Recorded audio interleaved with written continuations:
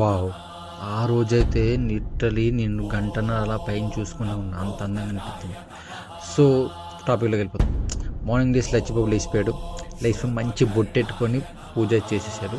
కుర్రోళ్ళు ఎవరు స్నానం చేయలే. లచ్చిబాబు ఒకటే కావాలి స్నానం చేసిండు. సో, ఇంకా మేము పని చేస్తాం కాబట్టి మేము స్నానం ఎందుకు లేరబ్బాయి ఎందుకు మొత్తం ఇది అనుకోని స్నానం ఏం చేయలే. పని చేసుకుంటూ పోయినాం. గుంతలు తీసినా ఎంబడే కట్లు గిట్లు అంతా పెట్టేసి మెజర్మెంట్ చూస్తున్నాం. లచ్చిబాబు మట్టి చేస్తున్నాడు. మా పనులంతా మేము చేస్తున్నాం. నేనైతే కొంచెం వీడియోలు తీసి మధ్యలో పని చేసిన. సో అంతా అయిపోయింది. ఇంకో ప్లాన్ వేసారు కుర్రోళ్ళు. సో ఆ ప్లాన్ ఏందో ముందు వస్తుంది.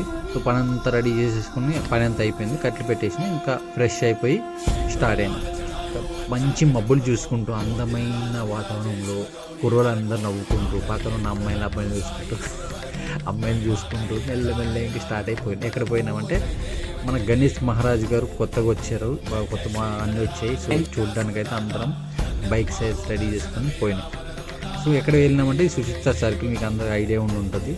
చాలా వరకు అందరూ తెలుసు హైదరాబాద్ నుంచి. సో కుర్రోళ్ళు అందరం వెళ్ళినాం. చాలా వినాయకులు ఉన్నాయి. కొత్తగా అప్పుడే దించారు. సోలాపూర్ వినాయకులు, మట్టి వినాయకులు చాలా ఉన్నాయి. అన్నీ చూసాం. చాలా మంచిగా అనిపించింది. దాంతోపాటు కొంచెం సరదాగా తిరుగుకుంటూ ఉన్నాం. సో దాంతో చూడండి మన పని వాళ్ళు వచ్చారు. పని కూడా ఉన్నాయి. పని వచ్చింది నేనే. సో ఇంకా వినాయకులు చూస్తూ పోతూనే ఉన్నాం. అప్పటికి 3 hours అయిపోయింది. అరే ఏందిరా ఎట్లా రా ఇంకా ఏం చూస్తారా అని చిరాకులేస్తుంది మాకైతే పేషెన్స్ లేదు. డిజైనర్ అందరికి ఉంది. సో తిరుగుతూనే ఉన్నాం. కాలేదు సరే ఏం చేద్దాం అనుకునే కదా లాస్ట్కి అయితే అయిపోయినాయి అందరికీ.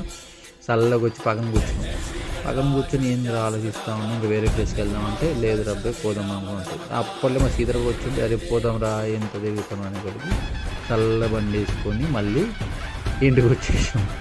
4 గంటలు వేస్ట్ అనిపించింది. కానీ అది చూసినాం. ఇంకా నెక్స్ట్ వీక్ మంచిగా వస్తాయని నెక్స్ట్ వీక్ వెళ్దామని ప్లాన్ చేసుకుని ఇప్పుడైతే వచ్చేసినాం. మీతో